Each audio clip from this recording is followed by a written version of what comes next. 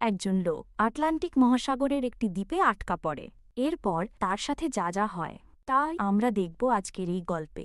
সমুদ্রের মাঝে দাঁড়িয়ে আছে একটি লাইটহাউস, আর সমুদ্রের অতলে লুকিয়ে আছে এক অজানা রহস্য। মুভির শুরুতে একটি জাহাজ দেখানো হয়। জাহাজটি দক্ষিণ আটলান্টিক মহাসাগরের পথ ধরে এক দ্বীপের উদ্দেশ্যে যাচ্ছিল। এই জাহাজে একজন আবহাওয়াবিদকে দেখানো হয়, যার নাম ডেভিড। আসলে সরকার তাকে সেই দ্বীপের আবহাওয়া পরীক্ষা নিরীক্ষা করার জন্য পাঠিয়েছে। আর ডেভিড সেখানে 1 বছর থেকে সেখানকার আবহাওয়ার খবর নেবে। এরপর ডেভিড এবং তার দলকে সেই দ্বীপে নামিয়ে দেওয়া হয়, আর তাদের সঙ্গে তাদের জিনিসপত্রগুলোও দিয়ে দেওয়া হয়। ডেভিডের সব জিনিসপত্র একটি ঘরে নিয়ে যাওয়া হয়, কারণ এখানেই সে আগামী 1 বছর থাকবে। ঘরের ভেতর থেকে কিছুটা দূরে সে একটি লাইট হাউস দেখতে পায়। জাহাজের ক্যাপ্টেন এবং ডেভিড সেই লাইট হাউসের দিকে এগিয়ে যায়। লাইট হাউসের ভেতরে প্রবেশ করার পর তারা এক ব্যক্তিকে দেখতে পায়, যার নাম ভ্রুনার। তখন ক্যাপ্টেন ভ্রুনারের কাছে জানতে চায়, তোমার আগে যে লোকটি এখানে দায়িত্বে ছিল সে কোথায়? আমি তাকে ফিরিয়ে নিতে এসেছি। ভ্রুনার জানায় সেই লোকটি অসুস্থ হয়ে মারা গেছে এবং তার দেহ পানিতে ভেসে গেছে। এই কথা শুনে ক্যাপ্টেন এবং ডেভিড সেখান থেকে বেরিয়ে আসে। ক্যাপ্টেনেরও ফিরে যাওয়ার সময় হয়ে যায়।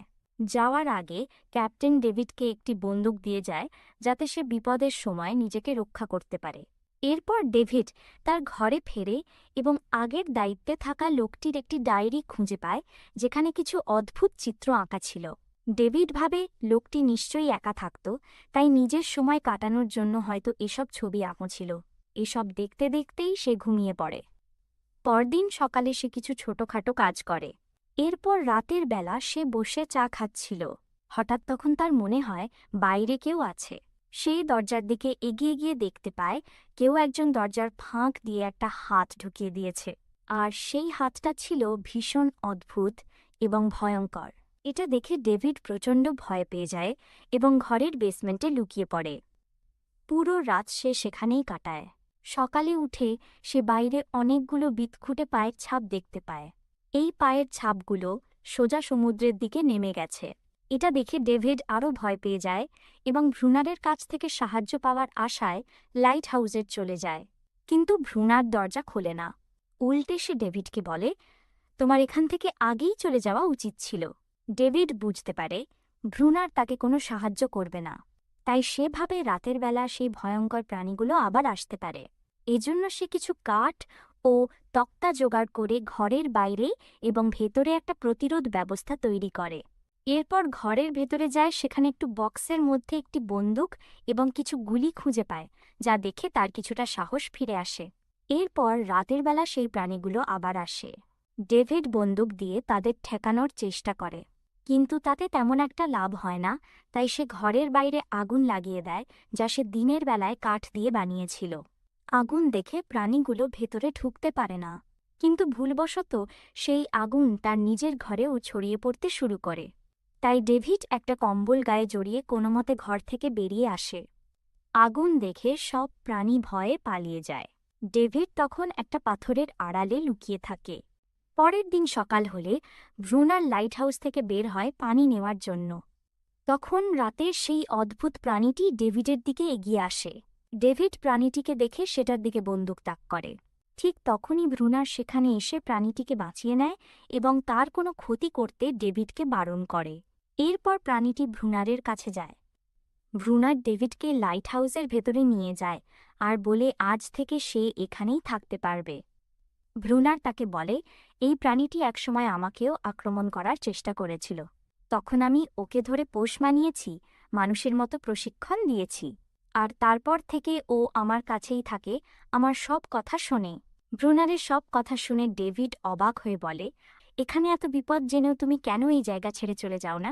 ভ্রুনার বলে, আমি এই জায়গাটাকেই নিজের দুনিয়া বানিয়ে নিয়েছি। আমি আর মানুষের সেই তথাকথিত সভ্য দুনিয়ায় ফিরে যেতে চাই না, কারণ এখানে আমি যা ইচ্ছে তাই করতে পারি। আমিই এখানকার রাজা।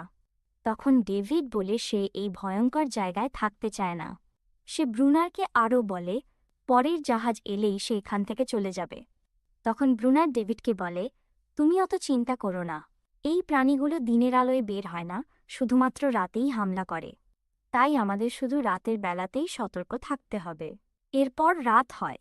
রাতের বেলা তাদের পোষা প্রাণীটি আকাশের দিকে তাকিয়ে অদ্ভুতভাবে ডাকতে শুরু করে। সেই ডাক শুনেই যেন অন্য প্রাণীগুলো সমুদ্র থেকে বেরিয়ে আসে এবং লাইট হাউসে আক্রমণ করে। ব্রুনার বন্দুক দিয়ে তাদের সামলাতে থাকে এবং ডেভিডকেও বন্দুক চালাতে বলে, কিন্তু ডেভিডের পক্ষে সেটা সম্ভব হয় না। সে ভয়ে অজ্ঞান হয়ে যায়। ফলে ব্রুনারকেই একাই লড়াই করতে হয়।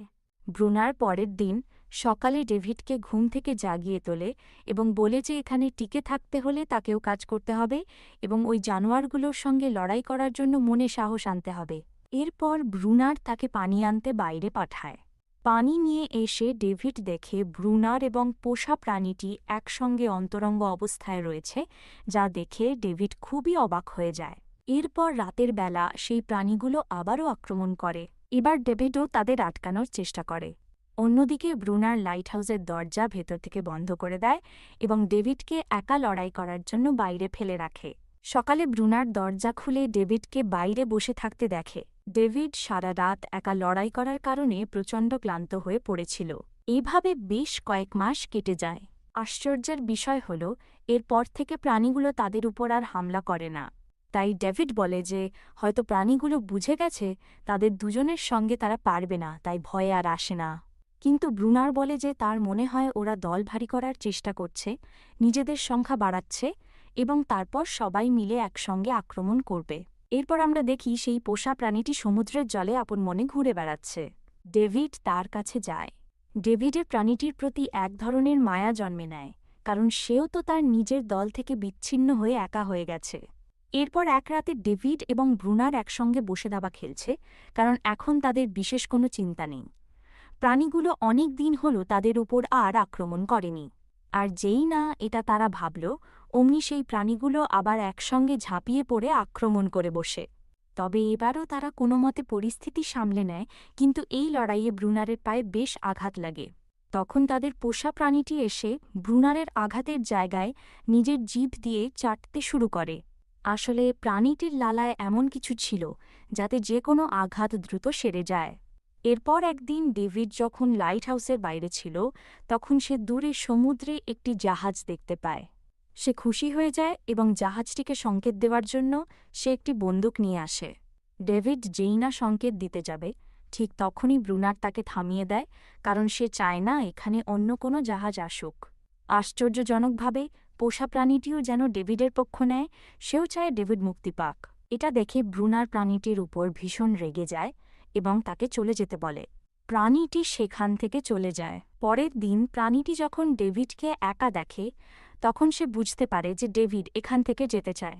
তাই সে ডেভিডকে একটি নৌকার কাছে নিয়ে আসে। নৌকাটি দেখে ডেভিড অনেক খুশি হয়। এরপর সে ব্রুনারকে নৌকাটির ব্যাপারে বলে। ব্রুনার তাকে বলে যে এটা পর্তুগিজ জাহাজ। ওরা যখন এখানে এসেছিল তখন প্রাণীগুলো ওদেরকে জাহাজসহ পানিতে ডুবিয়ে দেয় আর এই ছোট নৌকাটা এখানে ভেসে আসে। তখন ডেভিড ব্রুনারকে ডুবন্ত জাহাজটির ভেতরে খোঁজ নেওয়ার কথা বলে, কারণ তার ভেতরে গুরুত্বপূর্ণ কিছু পাওয়া যেতে পারে। ব্রুনার বলে এতে তার কোনো আগ্রহ নেই, আর সে ডেভিডকে একাই এসব করতে বলে। তখন ডেভিড ব্রুনারকে বলে, তুমি শুধু আমার সঙ্গে চলো, তোমাকে পানিতে নামতে হবে না, পানিতে আমি নামব, তুমি শুধু অক্সিজেন সাপ্লাই দেওয়ার কাজটা করবে। এরপর ব্রুনার ডেভিডের সঙ্গে যেতে রাজি হয়। তারা সেই নৌকাটিতে করে সেখানে যায় যেখানে জাহাজটি ডুবেছিল। তখন ডেভিড ব্রুনারকে বলে, আমার সাহায্যের প্রয়োজন হলে আমি 3 বার দড়ি টান দেব, তখন তুমি আমাকে ওপরে তুলবে। এরপর ডেভিড পানির নিচে যায়, সেখানে কিছু বিস্ফোরক পদার্থ খুঁজে পায়, যেটা দিয়ে তারা প্রাণীগুলোর সঙ্গে লড়াই করতে পারবে। এরপর তারা সেগুলো ওপরে তুলতে শুরু করে। তখন পানির তলায় সেই প্রাণীর অনেকগুলো বাচ্চা আসে, আর এটা দেখে ডেভিড বেশ ভয় পেয়ে যায় এবং 3 বার দড়ি টানে যাতে করে ব্রুনার তাকে ওপরে তোলে। কিন্তু ব্রুনার ইচ্ছে করেই তাকে তোলে না, কারণ সে ডেভিডকে হিংসা করতে শুরু করেছে।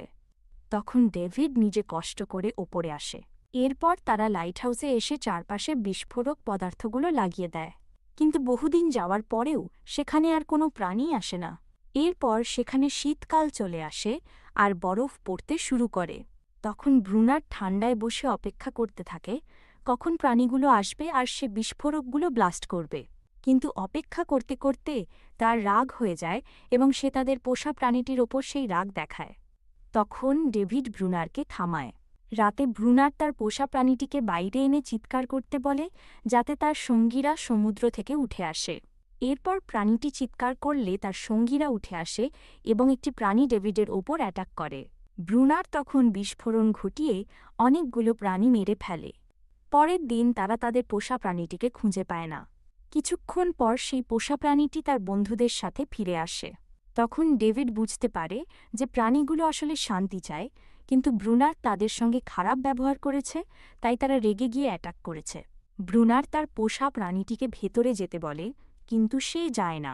সে ব্রুনারের দিকে রাগ করে তাকিয়ে থাকে, কারণ ব্রুনার তাদের বন্ধুদের ওপর হামলা করেছে। ব্রুনার তখন ফায়ার করে এবং প্রাণীগুলোর একটি বাচ্চা মারা যায়। এরপর ব্রুনার ভিতরে চলে যায়। ডেভিডও ভেতরে গিয়ে ব্রুনারের সাথে লড়াই করে। যখন ব্রুনার ডেভিডকে মারতে যাবে তখন ডেভিড তার আসল নাম ধরে ডাকে রবার্ট। ব্রুনার থেমে যায়। ডেভিড বলে যে ব্রুনারই সেই ব্যক্তি যে আগে এখানে আবহাওয়া পর্যবেক্ষণ করতে এসেছিল, কিন্তু সে সবাইকে বলেছিল যে সে মারা গেছে।